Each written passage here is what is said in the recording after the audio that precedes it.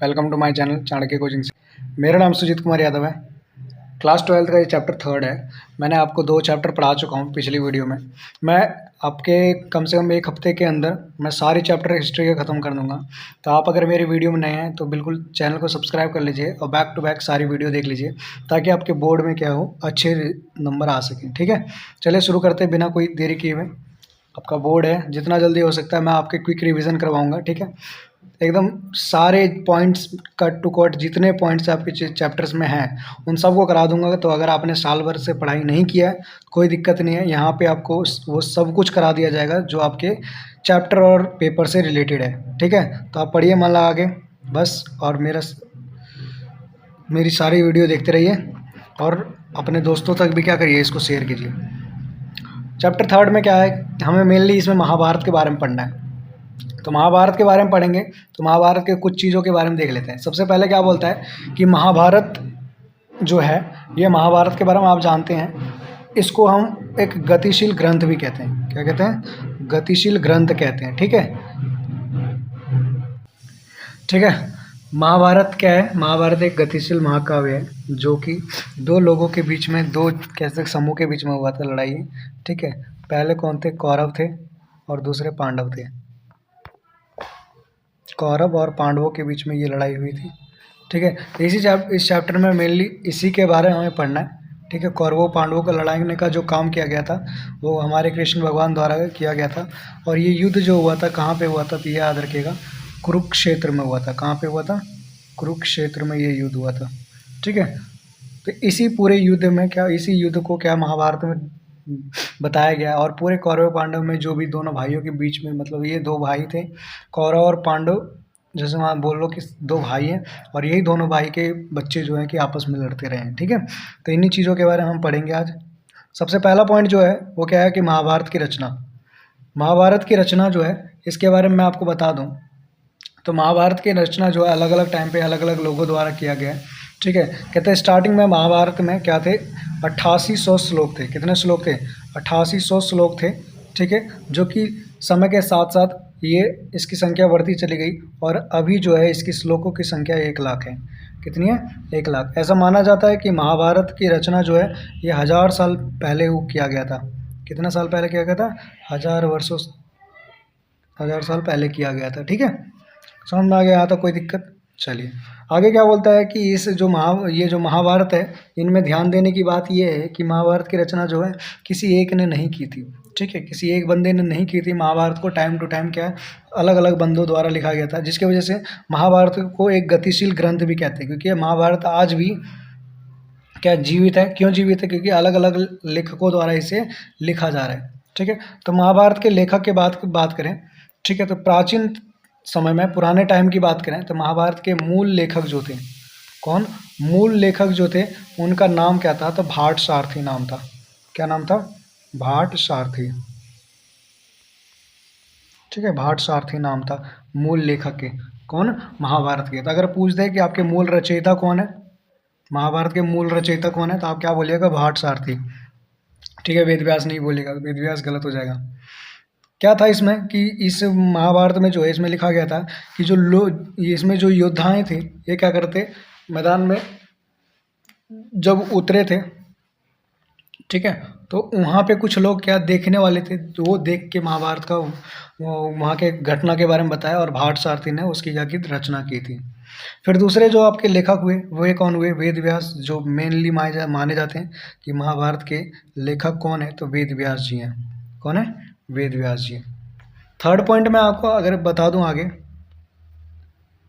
चलिए यहाँ तक हो गया। आगे देखिए क्या बोलते हैं कि महाभारत के मुख्य जो लेखक हो गए वो कौन हो गए? वेद व्यास हो गए। मूल रचयिता कौन हो गए आपके? बताइए। भाट सारथी हो गए। वेद व्यास ने जो साहित्य लिखी थी ये बोला जाता है कि ये 200 ईसा पूर्व लिखा गया था। ठीक है, 200 ईसा पूर्व मतलब 200 BC से 200 BC में लिखा गया था। इस समय क्यों लिखा गया था? तो इस समय मनुस्मृति लिखा जा रहा था। क्या लिखा जा रहा था? मनुस्मृति लिखा जा रहा था। ठीक है, इसी मनुस्मृति के कुछ अंश इसमें क्या कर दिए गए, जोड़े गए थे, किसमें? महाभारत में, और महाभारत को लिखा गया था। ठीक है, आगे क्या बोलते हैं कि महाभारत में जो आपको पता है, आपने सुना भी होगा भगवत गीता के बारे में। किसके बारे में? भगवत गीता के बारे में सुना होगा। तो भगवत गीता के बारे में बता दूं तो आप भगवत गीता की शिक्षा जो है ये भी किससे लिया गया? महाभारत से लिया गया, जिसमें कृष्ण भगवान का क्या है इसमें रोल है। ठीक है, महाभारत की रचना का टाइम पीरियड अगर बात करें कि महाभारत की रचना कब की गई थी, तो इसका जो टाइम पीरियड है ये आपका है 500 BC से लेकर 500 BC के बीच में है। ठीक है, ये आपका टाइम पीरियड है। आगे मैं आपको बता दूं कि महाभारत को पहले जिस नाम से जाना जाता था वो महाभारत को हम जय संहिता के नाम से जानते थे। किस नाम से जानते थे? जय संहिता के नाम से जानते थे महाभारत को। चलिए, यहाँ तक कोई दिक्कत नहीं होना चाहिए। हमारा ये महाभारत भी हो गया, महाभारत की रचना भी होगी। अगला देखते हैं। अच्छा, महाभारत के लेखक के बारे में बता दिया आपको। आज के टाइम पे मैं बताता हूँ, इसको दोबारा एक महाभारत एक और लिखा गया था बाद में, इसको अभी आधुनिक समय में लिखा गया था, प्राचीन समय में बता दिया आपको। आधुनिक समय में महाभारत लिखा गया था कब? 1919 में लिखा गया था। 1919 में जो महाभारत लिखा गया था किसके द्वारा लिखा गया था? तो वी.एस. सुखथांकर के द्वारा लिखा गया था। वी.एस. सुखथांकर के द्वारा लिखा गया था। ठीक है, वी.एस. सुखथांकर ने कब लिखा था? 1919 में लिखा था। 1919 में वी.एस. सुखथांकर के द्वारा लिखा गया था। महाभारत को द्वारा लिखा गया था, पुनर्बोलते हैं इसमें। कहते हैं इसको लिखने में तकरीबन 47 ईयर लग गए थे। कितने ईयर लग गए थे? 47 ईयर लग गए थे। और 13,000 पृष्ठों में लिखा गया था, मतलब 13,000 पेजों में इसको क्या किया गया था? लिखा गया था इस महाभारत को। अच्छा, इस महाभारत में कैसे क्या क्या हुआ था उसके बारे में थोड़ी सी जान लीजिए। कि कहते हैं कि ये जो महाभारत है ना, आधुनिक समय में जो महाभारत वी.एस. सुखथांकर के द्वारा लिखा गया था, इसको अलग अलग जगह से क्या वहाँ अलग अलग जगह से पांडुलिपियों को क्या किया गया था, और सूचनाओं को, पांडुलिपि और सूचनाओं को अलग अलग जगह से क्या इकट्ठा किया गया था। ठीक है, इकट्ठा करके फिर उसके बाद क्या सब में से जो मिलता जुलता चीज़ था उसको एक संकलन करके एक जगह जमा करके और फिर एक नया महाभारत को क्या किया था? लिखा गया था। किसके द्वारा लिखा गया था? वी.एस. सुखथांकर के द्वारा लिखा गया था। इनकी बहुत बड़ी टीम थी, पूरी टीम ने मिलकर क्या किया था? महाभारत को लिखा था। तो चलिए, महाभारत के बारे में मैंने आपको बता दिया, सारी पॉइंट बता दिए। अब महाभारत में पारिवारिक स्थिति के बारे में थोड़ा पढ़ते हैं। कहते हैं महाभारत में जो परिवार की बात करें तो यहाँ पे परिवार में समाज जो था, यहाँ पे सबसे जो मेन होता था वो कौन होते थे? पुरुष होते थे। ठीक है, परिवार को क्या कहा जाता था? कुल कहा जाता था। क्या कहा जाता था? कुल कहा जाता था। ठीक है, सभी सदस्य क्या होते थे? परिवारों के बीच में संसाधन का क्या होता था? बराबर वितरण होता था। ठीक है, संसाधन मतलब रिसोर्सेज जो है बराबर सबको मिलता था। समझ में आया? कोई दिक्कत? आपसी सहयोग रखते थे ये लोग। ठीक है, साथ ही साथ आगे ये परिवार के बारे में इतना ही है कि इसको पुराने टाइम पे कुल कहा जाता था। पितृवंशिकता की बात करें तो पितृवंशिकता क्या होता है कि जैसे मान लो कि जिस दादा हैं आपके, तो दादा के बाद क्या होंगे? पिताजी होंगे। पिताजी के बाद क्या होंगे? आप होंगे। मतलब क्या है कि ये पितृवंशिकता ये होता है कि यहाँ पे पिता का अधिकार होता है। ठीक है, पिता मतलब यहाँ पे मेल का क्या होता है? डोमिनेंस ज़्यादा होता है। दादा, दादा के बाद पिता, पिता के बाद बेटा, फिर बेटे के बाद बेटा। मतलब यहाँ पे पिता का वंशज क्या होता है? चलता जाता है। और मेन हेड जो होता है, घर का मुखिया जो होता है, वो कौन होता है? मेल होता है। ठीक है, चलिए यहाँ तक समझ में आ गया होगा आपको। पिता के मृत्यु के बाद कौन होगा? बेटा होगा। बेटा जो होगा वो सबसे बड़ा बेटा क्या होगा? सबसे ज़्यादा अधिकार रखेगा। ठीक है, समझ में आ गया। उसमें फिर और जो होंगे उनको भी कुछ मिलता चला जाएगा। आगे बात करें तो एक पॉइंट है धर्मसूत्र और धर्मशास्त्र। इस पे आपके 3 से 4 नंबर का क्वेश्चन बनता है। इसमें क्या बोलता है कि समाज में बदलती परिस्थितियों को आप जानते हैं कैसे बदल रही है, लेकिन उस समय जो ब्राह्मणों द्वारा, किसके द्वारा? ब्राह्मणों द्वारा अपने आप को सबसे ऊपर रखने के लिए, अपने आप को सबसे ऊपर रखने के लिए इन्होंने क्या लिखा था? धर्मसूत्र और धर्मशास्त्र का क्या किया था? रचना किया था। इसमें कुछ नियम कानून लिखे गए हैं ब्राह्मणों द्वारा। ठीक है, इस नियम कानून में ये आपके जो लिखे गए हैं इसको बोला जाता है आचार संहिता। क्या बोला जाता है? आचार संहिता कहा जाता है। ठीक है, आचार संहिता कहा जाता है। कहते हैं कि 520 BC में इसको क्या किया गया था? लिखा गया था। ठीक है, धर्मसूत्र और धर्मशास्त्रों को लिखा गया था। और इसकी जो दूसरी जो इसकी नियम कानून की बुक है उसे कहा जाता है मनुस्मृति। क्या कहा जाता है? मनुस्मृति। और मनुस्मृति की रचना जो हुई थी वो आपकी हुई थी 200 से लेकर 220 के बीच में हुई थी मनुस्मृति की रचना। ठीक है, आपको यहाँ तक कोई दिक्कत नहीं होना चाहिए। अगला क्या टॉपिक लिखा हुआ है? अगला टॉपिक लिखा हुआ है कि हाँ, अगला टॉपिक क्या है? सूत्रों में वर्णित बातें, धर्मशास्त्र या सूत्रों में वर्णित बातें। तो इसमें क्या क्या बातें हैं वो देख लीजिए। आपका गोत्र है, मुख्य गोत्र है, गोत्र के नियम है, ठीक है, समझ में आ गया। इसके बारे में हम थोड़ा सा जानेंगे। गोत्र के आधार के पे विवाह है, ये सारी चीज़ों के बारे में जानेंगे। सारे आपके किस में लिखे हुए हैं? सूत्र में लिखा गया है, ठीक है। विवाह के प्रकार हो गए, वर्ण व्यवस्था होगी, ठीक है, अन्य पात्र हो गए, जाति हो गई, संपत्ति हो गई, ये सब चीज़ें इसमें लिखी गई है। तो मैं आपको सब कुछ बताता हूँ एक एक करके। गोत्र के बारे में मैं आपको बताऊँ तो हिंदू धर्म में मुख्य रूप से कहा जाता है कि हिंदू किसी न किसी ऋषि के क्या रहे होंगे? पूर्व संतान रहे होंगे, ठीक है। क्या कहा जाता है कि जो हम लोग हिंदू हैं, ये हम किसी ऋषि के क्या रहे होंगे? संतान रहे होंगे, ठीक है। कि हमारे मतलब हमारे जो पूर्वज रहे होंगे वो कोई ऋषि रहे होंगे, हम उनके संतान हैं, ठीक है। तो जिस ऋषि के हम संतान हैं वो हमारा क्या होगा? गोत्र होगा। समझ में आ गया? क्या हो गया? गोत्र होगा। कहते हैं हिंदू धर्म में गोत्रों की अगर बात करें तो हमारे यहाँ 7 राशि है। कितनी राशि है? 7 राशियाँ हैं, ठीक है। इसलिए बताया जाता है कि हमारे कितने गोत्र हैं, तो गोत्रों की संख्या भी कितनी है? 7 है। गोत्रों की संख्या कितनी है? 7 है, ठीक है। समय के साथ साथ इन संख्याओं में क्या हुई है? बढ़ोतरी होती गई है, ठीक है। जो आज के टाइम पे बात करें तो लगभग कितने गोत्र हो चुके हैं? 1000 गोत्र हैं। कितने? नहीं, 1000 मतलब ये जो गोत्रों की संख्या है ये हजारों साल से क्या चलती आ रही है? सॉरी, गोत्र नहीं है, हजारों साल से चलती आ रही है, ठीक है। यहाँ तक कोई दिक्कत नहीं होनी चाहिए आपको। गोत्रों की संख्या के नाम बताना इतना जरूरी नहीं है, लेकिन आपको 7 गोत्र के नाम बता देता हूँ। पहला अत्रि है, दूसरा भृगु है, तीसरा गौतम है, चौथा कश्यप है, पांचवा वशिष्ठ है, छठा आपका विश्वामित्र है और 7वां आपका क्या? अगस्त्य है, ठीक है। फिर से सुन लीजिए। पहला अत्रि है, दूसरा भृगु है, तीसरा गौतम है, चौथा कश्यप है, पांचवा वशिष्ठ है, छठा क्या है? विश्वामित्र है और 7वां क्या? अगस्त्य है। तो ये आपके 7 गोत्र हैं जो मेन मेन गोत्र आपको बता दिए। गोत्र के नियम बता दूं तो आप गोत्र के नियम समझ लीजिए। गोत्र जो होते हैं, आप दो गोत्र जो होते हैं ये क्या होते हैं? जैसे मान लीजिए एक गोत्र और ये गोत्र, ठीक है। तो मान लो कि अगर ये दोनों गोत्र सेम है तो ये आपस में विवाह प्रक्रिया नहीं कर सकते हैं, ठीक है। समझ में आ गया? और गोत्र सेम है तो विवाह नहीं कर सकते हैं, क्यों?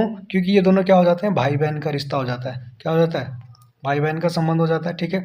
जिसकी वजह से हमें अलग गोत्र में क्या करना पड़ता है? विवाह करना पड़ता है, ठीक है। समझ में आ गया? कोई दिक्कत? चलिए, गोत्र के आधार पर क्या लिखा हुआ है? विवाह लिखा हुआ है। इसमें क्या होता है? 2 तरह के विवाह होते हैं। जो एक होता है अंतर्विवाह, दूसरा होता है बहिर्विवाह। अंतर्विवाह क्या होता है? जब क्या होता है कि सेम गोत्र में जब विवाह होता है तो उसे अंतर्विवाह कहते हैं, और अलग अलग गोत्र में क्या होता है? विवाह होता है तो उसे क्या कहते हैं? बहिर्विवाह कहते हैं। क्या कहते हैं उसको? बहिर्विवाह कहते हैं। समझ में आ गया? अलग अलग गोत्र में जब विवाह हो तो बहिर्विवाह, और जब सेम गोत्र में जब विवाह होता हो तो उसे क्या कहते हैं? अंतर्विवाह कहते हैं। क्लियर? यहाँ तक समझ में आ गया होगा आपको। विवाह के कुछ और प्रकार मैं आपको बता देता हूँ। विवाह के एक प्रकार होता है कि एक होता है बहुपति और दूसरा होता है बहुपत्नी। बहुपति क्या होता है कि जिसमें के एक महिला के जब बहुत सारे पति होते हैं तो उससे वो क्या होता है? बहुपति होता है। और बहुपत्नी क्या होता है कि एक पुरुष के अगर बहुत सारी पत्नियां होंगी तो वो क्या होंगी? बहुपत्नी होंगी। तो ये आपके विवाह के कुछ प्रकार बता दिए जो कि आपके गोत्र के आधार पर है, ठीक है। वैसे याद रखिए कि हमारे यहाँ गोत्र विवाह जो है, विवाह धर्मसूत्र और धर्मशास्त्रों के विवाह अनुसार से हमारे 8 प्रकार के विवाह हैं। कितने प्रकार के विवाह हैं? 8 प्रकार के, ठीक है। 8 प्रकार के विवाह में से 4 जो हैं ऊपर के वो सही है और नीचे के 4 जो हैं वो खराब है। खराब मतलब कह सकते हैं कि वो नीचे के 4 जो हैं वो राक्षसी विवाह है, और हमारे जो 4 ऊपर के हैं वो क्या है? एकदम, हाँ, जिसे हम सही मानते हैं।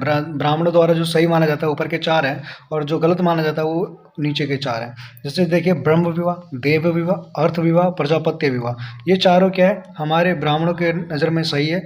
गलत कौन कौन सा है वो देख लीजिए। गलत है आपका गंधर्व विवाह, असुर विवाह, राक्षस विवाह, पैशाच विवाह, ठीक है। ये जो 4 हैं ये क्या है? उनके अनुसार गलत है। तो विवाह के कितने प्रकार हैं? 8 प्रकार हैं, जिसमें से ऊपर के 4 क्या हैं? सही हैं, और ऊपर नीचे के 4 क्या हैं? गलत हैं, ठीक है। यहाँ तक कोई दिक्कत नहीं होनी चाहिए आपको। अब सारे विवाहों को डील करना मतलब इतना ज़रूरी नहीं है, आपके पेपर में नहीं पूछा जाता है, ठीक है।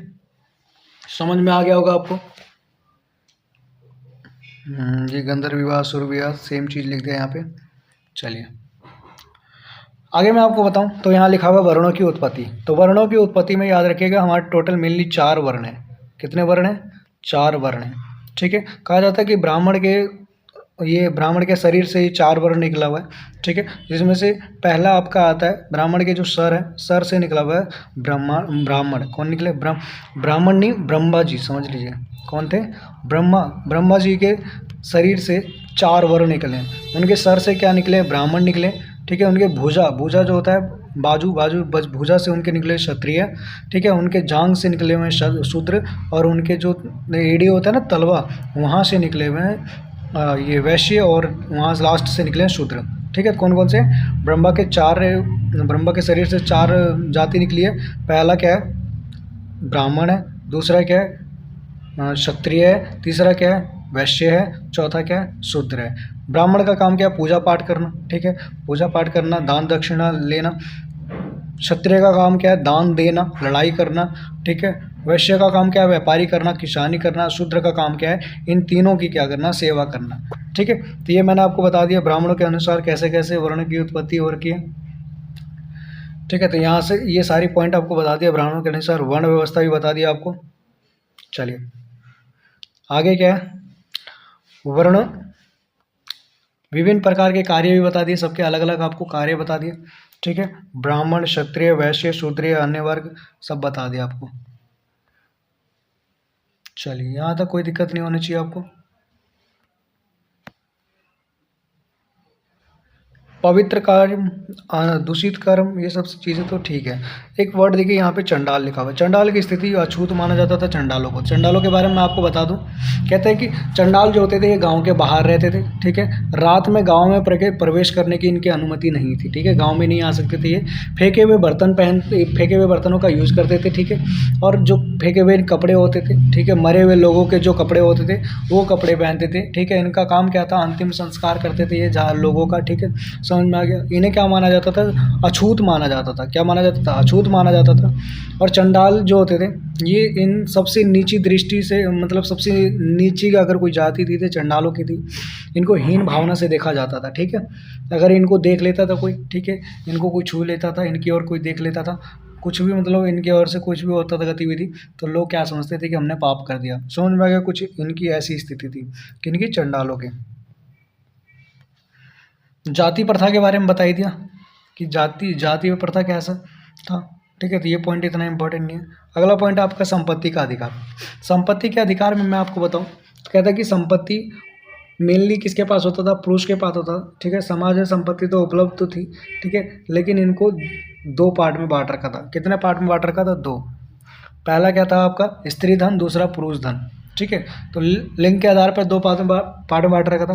कहते कि जितने भी पुत्र होते थे, ठीक है, वो पिता की संपत्ति पर समान अधिकार प्राप्त करते थे। मतलब जितना एक बेटे को मिलेगा उतना दूसरे को मिलेगा। ठीक है, सबसे बड़े बेटे की संपत्ति का थोड़ा विशेष दिया जाता था, उनको ज़्यादा हिस्सा दिया जाता था बेटे को। ठीक है, बेटी को माता पिता की संपत्ति पर कोई अधिकार नहीं था। ठीक है, अगर बेटी जो है उस पर माता पिता को संपत्ति का नहीं मिलेगा। आज भी वही है लगभग, लेकिन कानून में चल गया तो आज देना पड़ता है सबको। ठीक है, विवाह के दौरान स्त्री को जो मिलते थे उपहार, ठीक है, शादी हुई है, शादी के टाइम पे जो भी स्त्रियों को मिलता था उपहार में, वही क्या होता था? स्त्री धन होता था। समझ में आ गया? और स्त्री का उस पर सबसे ज़्यादा क्या होता? नियंत्रण होता था। स्त्री धन पे कोई भी, मतलब स्त्री धन पे किसी भी पति का कोई अधिकार नहीं होता था। ठीक है, पत्नियों द्वारा गुप्त रूप से धन एकत्रित करना गलत माना जाता था। मतलब स्त्री क्या करती थी? कोई भी गुप्त रूप से कोई भी धन इकट्ठा नहीं कर सकती थी। उसे क्या माना जाता था? गलत माना जाता था। समझ में आ गया यहाँ पे कोई दिक्कत? बताइए। चलिए आगे पॉइंट देखते हैं। ये सब हो गया, स्त्रियों का महत्व हो गया। चलिए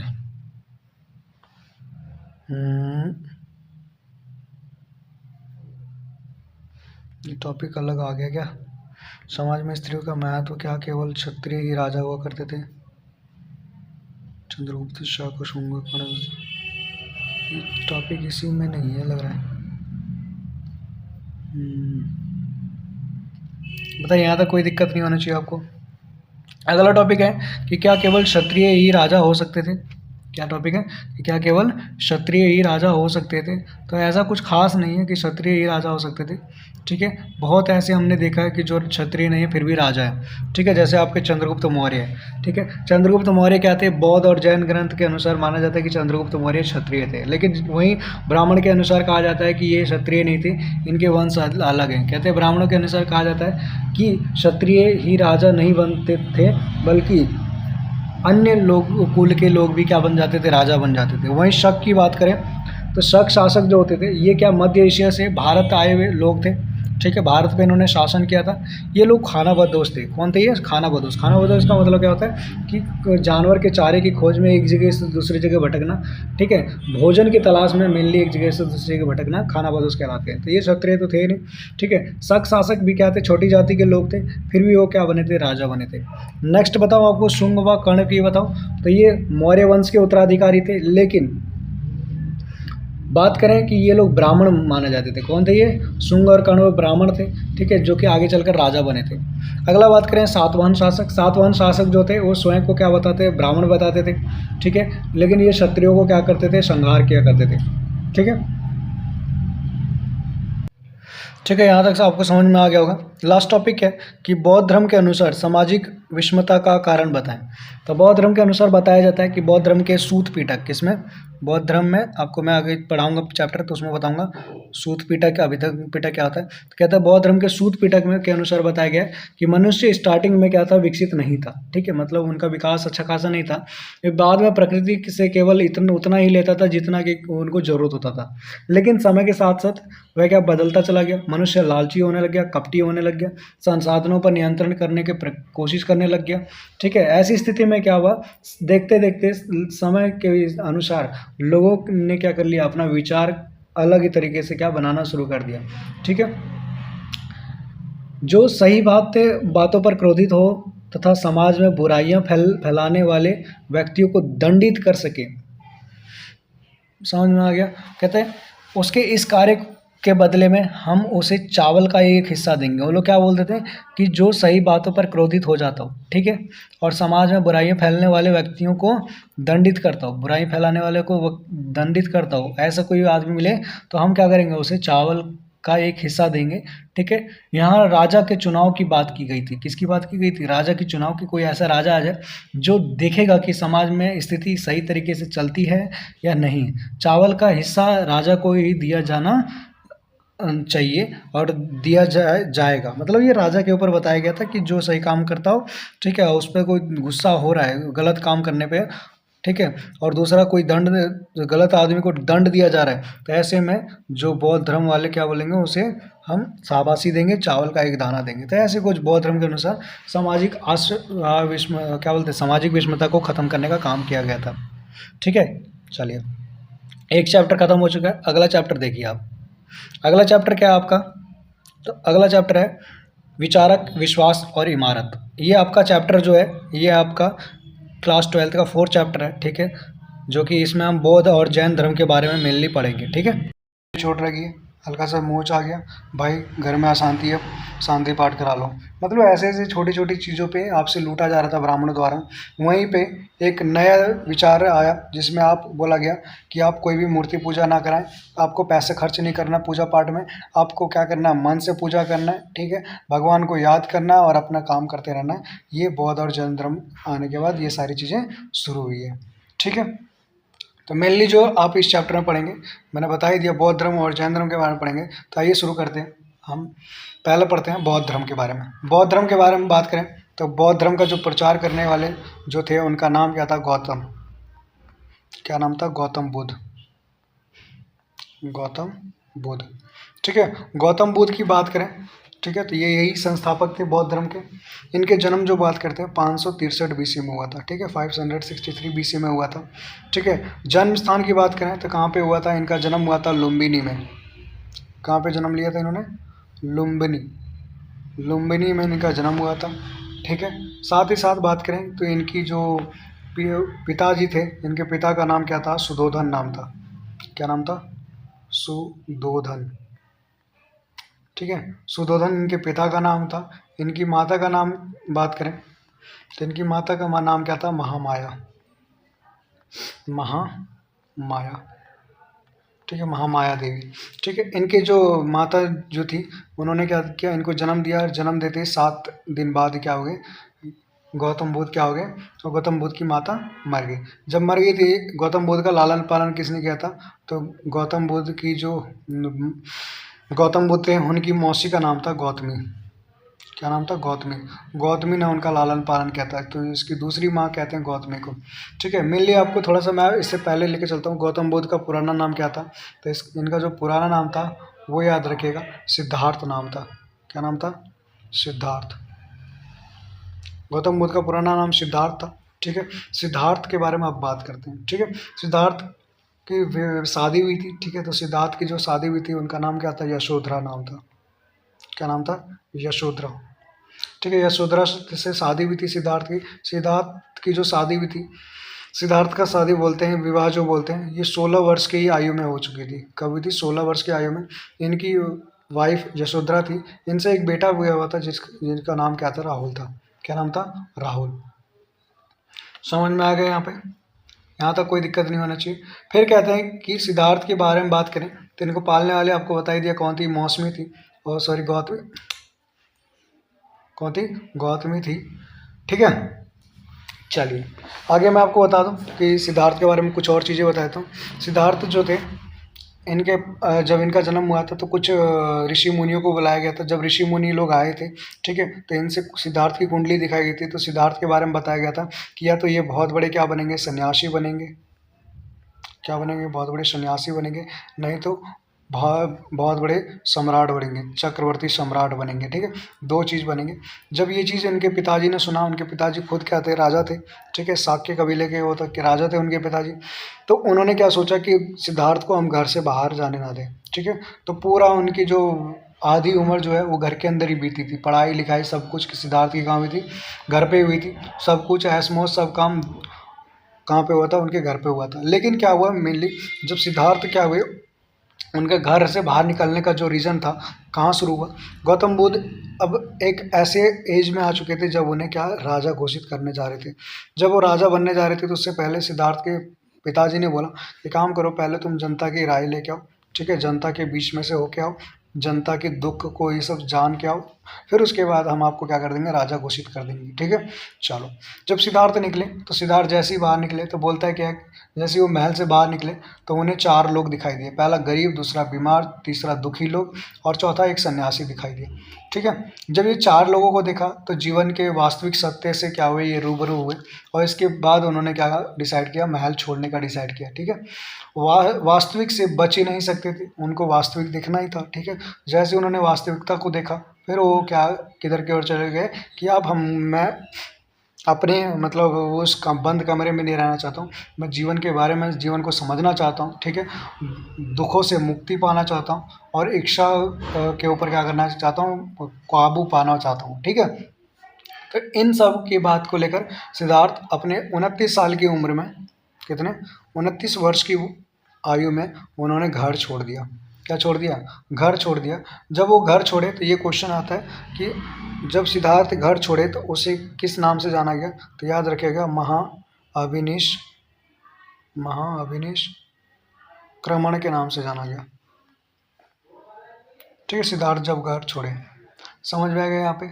चलिए, उन्होंने जब घर छोड़ा, घर छोड़ने के बाद वो लोग सीधा किधर की ओर बढ़े, अपना पूरा राजपाट त्याग के वो यात्रा करना शुरू किया उन्होंने। सबसे पहले वो कहाँ पहुँचे,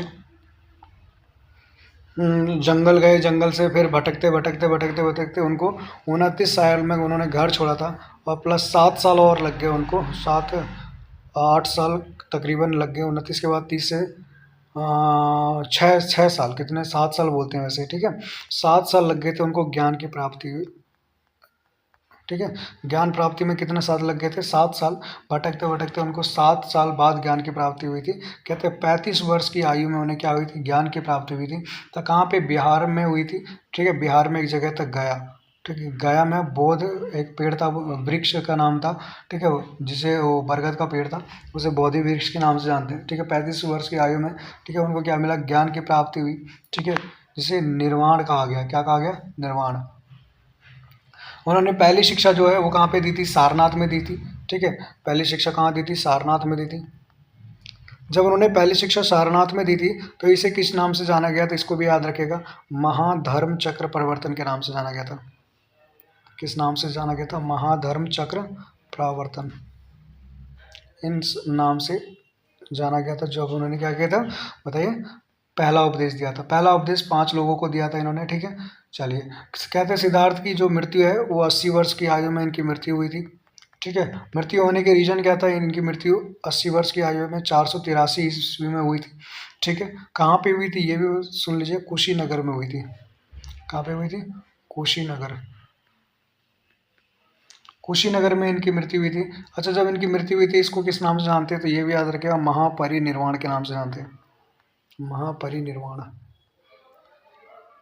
ठीक है, महापरिनिर्वाण के नाम से जानते हैं जब इनकी क्या हुई थी? मृत्यु हुई थी, 80 वर्ष की आयु में हुई थी।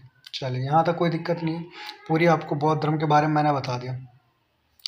बौद्ध धर्म का विकास कैसे हुआ, ज्ञान का इनका विकास क्या हुआ। अब यहाँ पे बौद्ध धर्म जो है, ठीक है, ये क्या बन चुके थे? शिक्षक हो चुके थे। आसपास में वाद विवाद चिंतन के माध्यम से इनका काम चल रहा था। ठीक है, ज्ञान प्राप्त कर रहे थे, ज्ञान प्राप्त करने के बाद लोगों को ज्ञान प्राप्त करवा रहे थे। ठीक है, यहीं पे इनके 2 शिक्षक हुए थे। कितने शिक्षक हुए थे? 2 शिक्षक हुए थे इन्होंने जिनके थ्रू इन्होंने क्या किया था? ज्ञान को प्राप्त किया था। ठीक है, चलिए, इसके बाद आगे देखते हैं गौतम बुद्ध की शिक्षाएं कौन कौन से हैं। तो गौतम बुद्ध की शिक्षाओं की बात करें तो गौतम बुद्ध की 4 शिक्षा है। ठीक है, कितने शिक्षा है? 4 आर्य सत्य बोल सकते हो। ठीक है, पहला क्या है? दुख है। दूसरा क्या है? दुख का कारण है। दूसरा क्या? दुख का कारण है। तीसरा क्या? दुख का निवारण है। तीसरा क्या? दुख का निवारण है। और चौथा क्या? दुख के निवारण के 8 मार्ग हैं। फिर से समझिए, क्या? पहला दुख है, दुख का कारण है, दुख का निवारण है, दुख के निवारण के कितने मार्ग हैं? 8 मार्ग हैं। ये गौतम बुद्ध के 4 आर्य सत्य हैं। ठीक है, अब मिल ली जो 8 मार्ग हैं कौन कौन से हैं? गौतम बुद्ध के जो 8 मार्ग हैं कौन कौन से हैं? तो पहला आपका सही विचार। पहला क्या है? सही विचार। ठीक है, दूसरा क्या है? सच्चा विश्वास। क्या आपका? सच्चा विश्वास। तीसरा क्या आपका? सही सोच। चौथा क्या आपका? सही कार्रवाई। पांचवा क्या है? सही जीवन। छठा क्या है? सही प्रयास।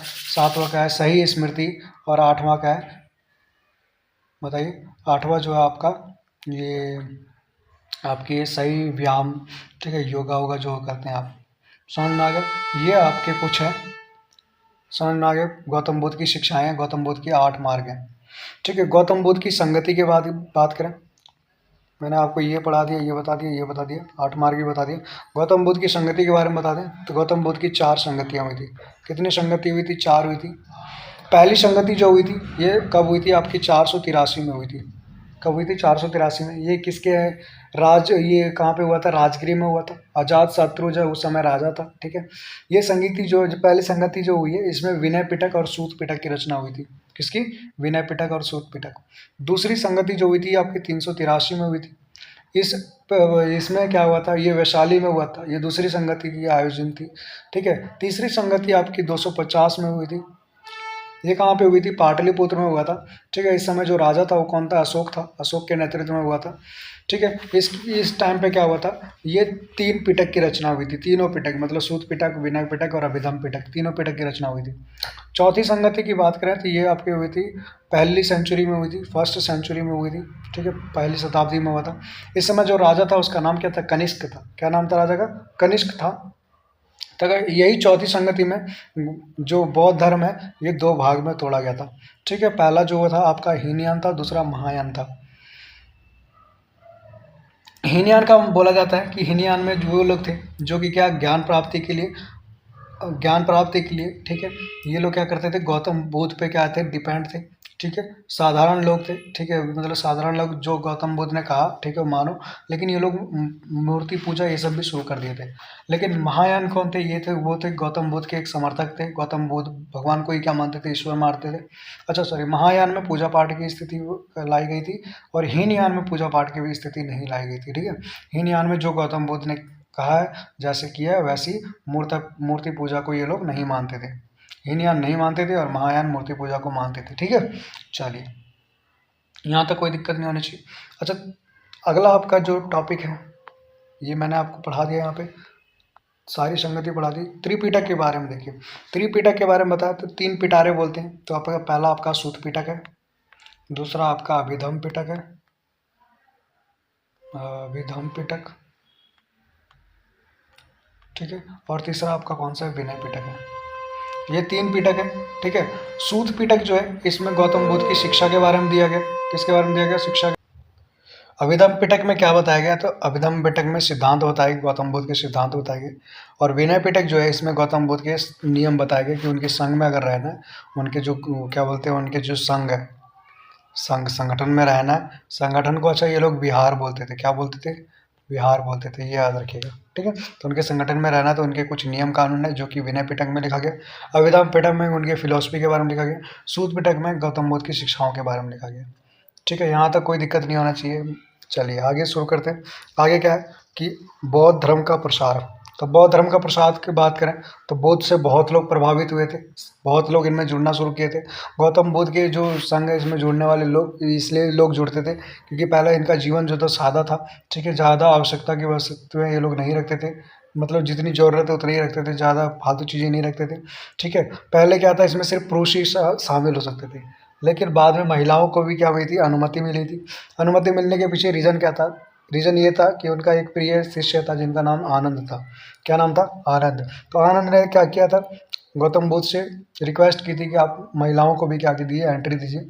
गौतम बुद्ध ने एक लाइन भी कहा था कि जहाँ महिलाएं आ जाएंगी वो संघ ज़्यादा दिन नहीं चलेगा। ठीक है, समझ में आ गया।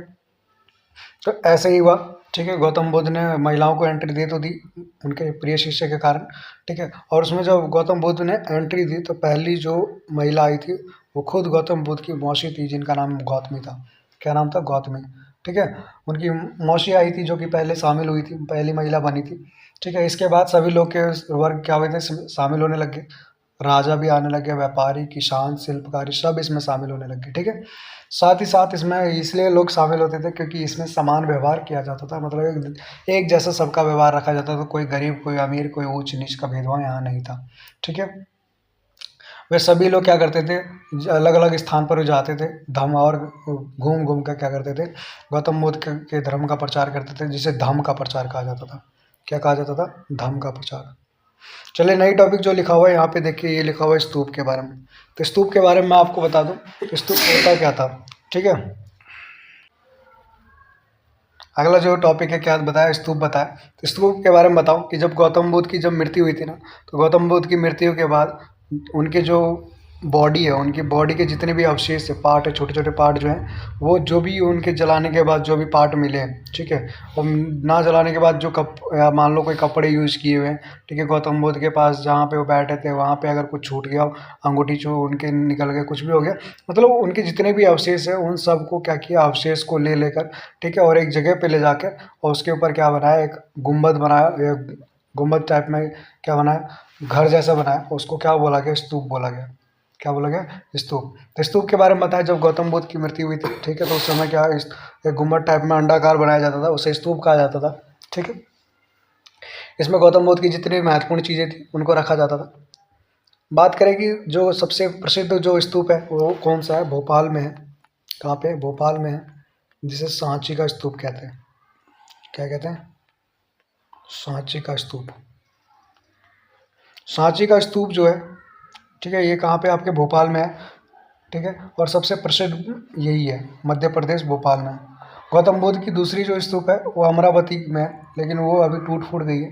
ठीक है, चलिए सांची की स्तूप के बारे में थोड़ी सी मैं आपको कहानी बताऊं। जब ये ब्रिटिशर्स जब यहाँ से जाने लग गए थे तो ये स्तूप को उखाड़, इसके तोरण द्वार को लेके जा रहे थे, ठीक है, ओरिजिनल तोरण द्वार पर, जो कि क्या हुआ था, यहाँ पे बेगमों ने रोका था। उसकी कहानी आपको बाद में बताएंगे। थोड़ा सा देखते हैं यहाँ पे क्या, स्तूपों की संरचना। स्तूपों की संरचना की बात करें तो अंग्रेजों ने क्या किया था, सांची के स्तूप के बहुत ज़्यादा विशेष रुचि रखी थी। उन्होंने क्या किया था, स्तूप के बाहर के तोरण द्वार को बहुत ज़्यादा उन्हें क्या आया था, पसंद आया था। ठीक है, तोरण द्वार जो होता है, मेन गेट जो होता है, ठीक है, तो मेन गेट में इतना अच्छा नक्काशी किया गया कि ये सबको पसंद आया था, तो इसको ले जाने की कोशिश कर रहे थे। ठीक है, तो यहाँ पे दो बेगमों ने इसको ले जाने के लिए क्या किया था, मना किया था। ठीक है, जिनमें से एक बेगम थी जिनका नाम था शाहजहाँ बेगम, दूसरा सुल्तान जहाँ बेगम थी। क्लियर। फिर बाद में क्या कहता है, इन दोनों ने पैसा भी खर्च किया था, इसके आसपास लाइब्रेरी बनाया था। ठीक है, अतिथि गृह भी बनाया था, मतलब रुकने के मेहमानों की जगह भी बनाई थी। रख रखाव के लिए लाइब्रेरी, ये सब स्तूप के सारे सामान को सही तरीके से रखा गया था। मतलब स्तूप की से बचाव के लिए भी क्या किया था, बेगमों ने काम किया था। ठीक है, तो स्तूप की बचाव के बारे में बता दिया आप, समझ में आ गया। यहाँ पे स्तूप की रख रखाव भी हो गया। चलिए आगे मैं अमरावती की बात कर रहा था। अमरावती कहाँ पे था आपका, आंध्र प्रदेश में था। ठीक है, आंध्र प्रदेश में, जो कि आज के टाइम पे ये खंडर हो चुका है, ये इतना अभी बचा नहीं है। ठीक है, रख रखाव ना होने के कारण ये अभी खराब हो चुका है।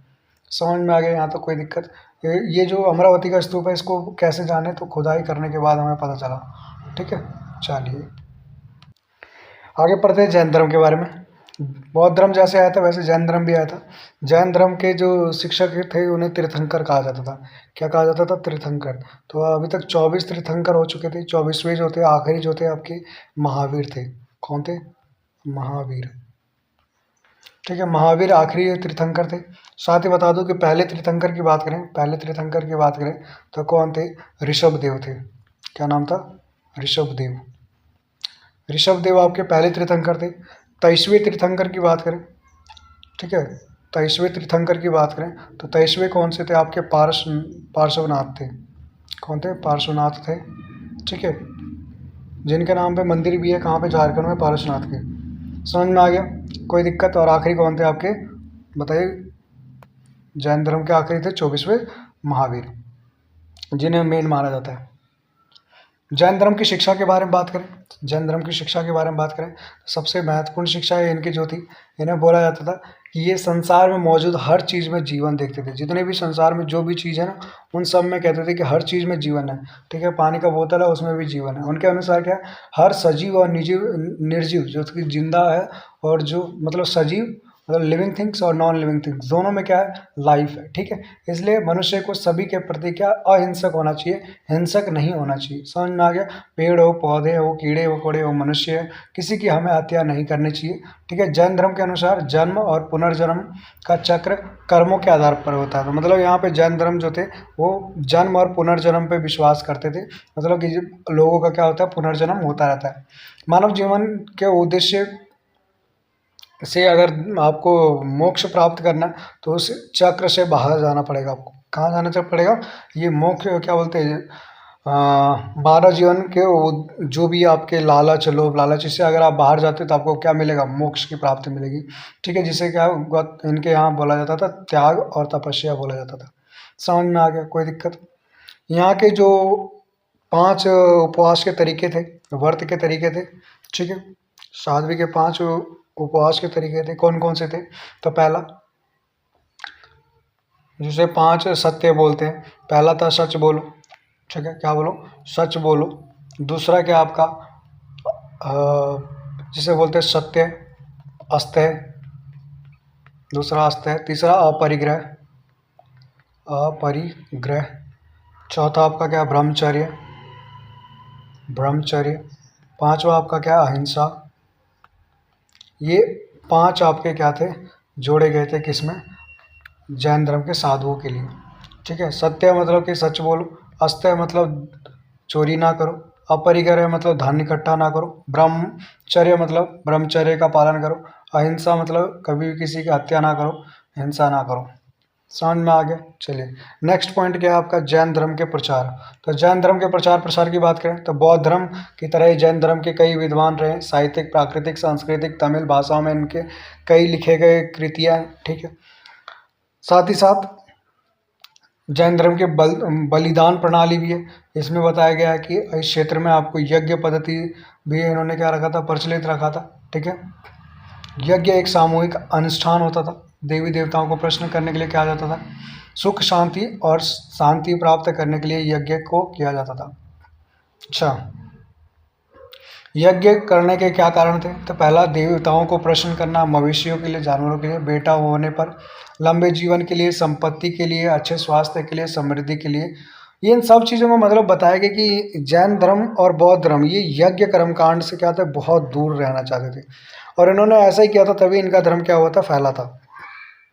यज्ञ के कारण आज्ञा के कौन करवाता था, ये सब चीज़ें आपको इतना पढ़ने की जरूरत नहीं है, बस इतना समझ जाइए कि यज्ञ का मतलब क्या होता था। ठीक है, यज्ञ कौन करवाता था? तो देखिए मेनली आपको इसमें जो पढ़ने के पॉइंट है आपके, वो है कि यज्ञ कितने प्रकार के होते थे। यज्ञ के दो प्रकार होते थे, पहला आपका राजस्व होता था, दूसरा अश्वमेध होता था। राजस्व कब होता था? ये वाला यज्ञ जो है, राजस्व जो यज्ञ है, ये कब होता था? इसके बारे में याद रखिएगा, जब कोई राजा बनता था, उत्तराधिकारी बनता था, ठीक है, तो उस समय ये आपके राज्याभिषेक के लिए किया जाता था। ठीक है, कि आप राजा बन रहे हैं। और अश्वमेध कब कराया जाता था? ये यज्ञ कराया जाता था। यज्ञ में बताया, इसमें ना एक घोड़ा रखा जाता था जिसमें कोई लगाम नहीं होता था, उसको बोला जाता था कि आप तो ये जहाँ तक घोड़ा जाता है, ठीक है, क्या होगा, जहाँ तक घोड़ा जाता है वहाँ तक का पूरा इलाका किसका होगा? उस राजा का होगा जिसका घोड़ा होगा। ठीक है, और अगर उसके कोई घोड़े को पकड़ता है तो फिर उससे क्या करना पड़ेगा? राजा से युद्ध करना पड़ेगा। अगर युद्ध में हार गया तब भी वो इलाका क्या हो जाएगा? उसी का हो जाएगा। ठीक है, तो अश्वमेध और राजस्व आप समझ गए होंगे। चलिए, यहाँ तक कोई दिक्कत नहीं होनी चाहिए आपको। बौद्ध धर्म और जैन धर्म और ब्राह्मण, तीनों के बारे में यहाँ पे कुछ बातें लिखी गई है। क्या लिखी गई है? बौद्ध धर्म जो है, जैन धर्म और ब्राह्मण के बारे में लिखा गया है कि ये तीनों जो है पूरी तरीके से क्या किए? ब्राह्मण व्यवस्था को पूरी तरीके से खारिज किया इन दोनों ने। ठीक है, ये दोनों क्या जाति व्यवस्था और वर्ण व्यवस्था का पूरा विरोध करते थे पूरी तरीके से, कि जाति व्यवस्था कुछ नहीं होती और ना ही वर्ण व्यवस्था होता है। ठीक है, ये लोग जन्म के आधार पर समझते थे कि उनका स्थान होना चाहिए, और जन्म के स्थान पर उनका स्थान नहीं होना चाहिए। ठीक है, उनका स्थान कर्म के हिसाब से होना चाहिए। समझ में आ गया? यहाँ पे कोई दिक्कत नहीं होनी चाहिए। ठीक है, और वो लोग जो मोक्ष की प्राप्ति जो समझते थे, वो किसको मानते थे? आप सही कर्म करते रहिए, आपको मोक्ष की प्राप्ति हो जाएगी। चलिए, यहाँ तक कोई दिक्कत नहीं होनी चाहिए आपको। अगला टॉपिक क्या है? जैन धर्म और बौद्ध धर्म दोनों में पहले समानताएं क्या है, इक्वालिटी क्या है, फिर हम पढ़ेंगे क्या समानताएं क्या है। दोनों धर्म जो थे, दोनों धर्म के संस्थापक जो थे बिहार के थे।